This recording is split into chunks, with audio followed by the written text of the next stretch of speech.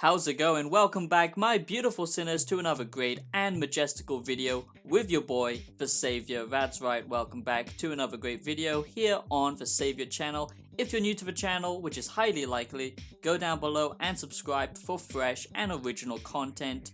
That would be very, very moist. If you're tired of the same old YouTubers time and time again, never getting fresh and spicy content, the spice melange, okay, then join the Savior channel and support me by checking out my music on all music platforms and download it to support me. That would mean a great deal to me. Check it out on Spotify. Today, boys, we will be talking about Resident Evil 8. That's right, this is the next Resident Evil game, Resident Evil Village. The main Resident Evil Village plot focuses on Ethan traveling to the Eastern European village, okay, to save his daughter Rose, and she seems to be kidnapped by Chris Redfield, who also killed Mia, Ethan's wife. So first of all, I just think it's pretty cool the fact that Chris Redfield is coming back to the series. Now, my history with Resident Evil, okay, my favorite Resident Evil game was probably Resident Evil 5, which might surprise a lot of people, but to me that was such a good game because I really enjoyed Resident Evil for the cooperative and multiplayer aspects of the game because, you know, I don't take this game too seriously. Yes, it has a good story and in-depth characters, and that's there if you want to focus and care about the story, but for me it's always been kind of like a, you know, a jokey kind of game. You know, it doesn't take itself too seriously, at least it didn't in the older games, but now it's focusing on this more serious and edgy approach with this first-person camera and the more serious atmosphere and tone, but I feel like this is going back to its roots.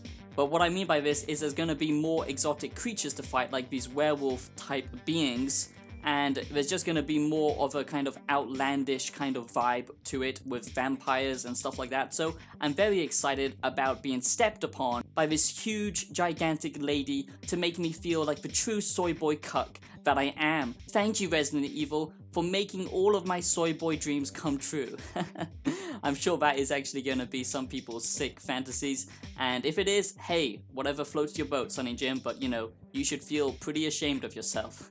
Just make sure you lock your door when you're playing this so no one finds you, you know, enjoying yourself a little bit too much when the giant lady comes and finds you and starts probing you with her massive fingers, okay? Resident Evil 7 was pretty good, and a lot of people really liked it, but I feel like the first person approach was mostly a gimmick to sell VR to the masses, and I'm not a huge fan of VR. Yes, it's an amazing technology, but I feel like the technology itself could be very damaging to society in the future, but that's a video for another day. I do think that Resident Evil is going for the right approach. You know, this new first-person camera does look good. Resident Evil 8, Resident Evil Village, I should say, looks way more polished than Resident Evil 7, so I really do think that they've really upped their quality for this game, and the story and the characters look more interesting to me, more defined, and like I said, I like the fact that it's going back to its kind of silly roots instead of taking itself super seriously, with the more kind of fantasy and outlandish approach with the enemy design and with these new crazy bosses, and it's going back to the good old days where, you know, you actually get stalked by a menacing boss. With Resident Evil Village, you go back to the good old days where you really have to manage your inventory. You know, there's limited spaces, you can actually twist the items around to fit into a certain slot. After all, Resident Evil Village is a survival horror game, so it's not going to be super heavy on the gunplay, but it is also a first-person shooter as well as a horror game. Resident Evil Village is basically focusing more on the kind of fun aspects of Resident Evil, not so much on the horror aspects in my opinion. Obviously it's not going to be a first-person shooter, and they are trying to focus more on the horror approach with this more kind of hardcore inventory managing system. But I do also feel like they are going back to their roots and they're trying to have more fun with the series instead of just making it a pure horror-focused game, because you can defend yourself, of course, like any other Resident Evil, but it is still going to have horror elements. So in this video, I want to discuss, is Resident Evil Village worth the hype? There is so much hype for Resident Evil Village. If Resident Evil 8 is actually worth the hype? That is the question, boys, and I honestly think this could be a really good return to the series, okay? I honestly felt a little bit disconnected with 7. I didn't really like it all that much. Now, I'm not saying it's a bad game, it just didn't really grip me as much as the other games, because I like it when it's kind of more crazy and just wackadook, if you know what I'm saying. I mean, you know, that's most Japanese games, but I just felt like it was kind of trying to be too linear and too focused on taking itself too seriously with the previous game. So I'm really hoping that they return to this, you know, just fun atmosphere with tension, with horror, focusing more on the survival elements, but also making the shooting feel better, making the first person action more engaging, making it feel like you really have control over your character, and with an interesting story and an interesting premise with all these new characters, with these more crazy, outlandish enemy designs. I really think that this is going to be a good game, and I like the fact that it does come with multiplayer.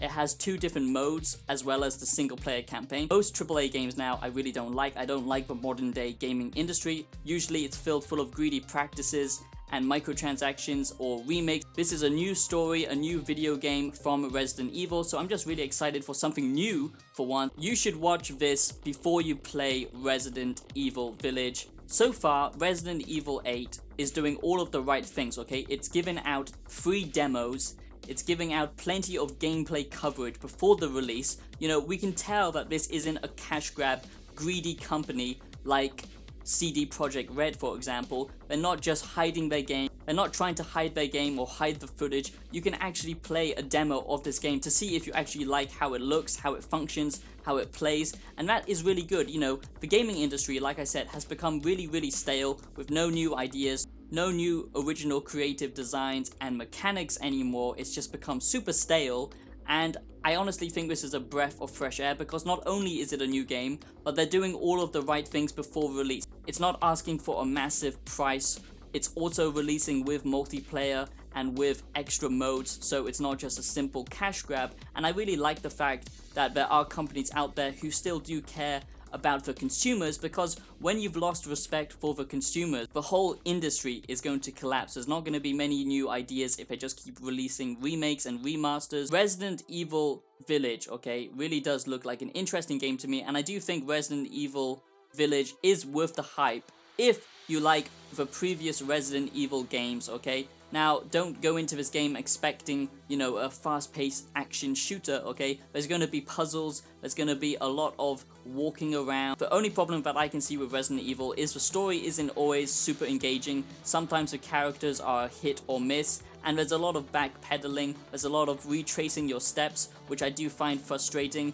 And, you know, the graphics are very nice, but obviously the texture work could be a little bit more detailed in higher resolution, but that just depends on what platform that you get it on. But so far, I really do feel like Resident Evil Village could shape up to be a great game. I feel like it's going back to its core roots, and it's not going to try and take itself super seriously like the other game, and it's basically focusing on a more fantasy feel instead of this super horror realistic approach. And I feel like that's just more engaging. That's more of what Resident Evil came from originally, especially with the games from 4 to 6. You know, it was just outlandish craziness, and I really do like that, and I do think that this game will live up to the hype.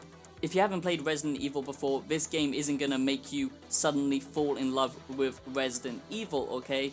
But if you like this type of game, if you like The Evil Within, for example, then you're gonna like this type of survival horror game where you have to, you know, find items, manage your resources, figure out different puzzles, how to enter new areas, and, you know, basically just progress the story and unlock hidden areas. This type of game is a linear experience, but it should be rich with detail, and that's really what we need in the gaming industry right now, because so far it's usually the same old open world designs with nothing to do, just empty, boring quests. So I really feel like this is the right step for the gaming industry, because at the moment it's become very stale. Resident Evil 8 is a really good example for other gaming companies to follow. Anyway, my sinners, I hope you enjoyed this video. If you did, smash like and subscribe, and I'll see you in the next video. Have yourselves a great day, and get chased by a massive lady today.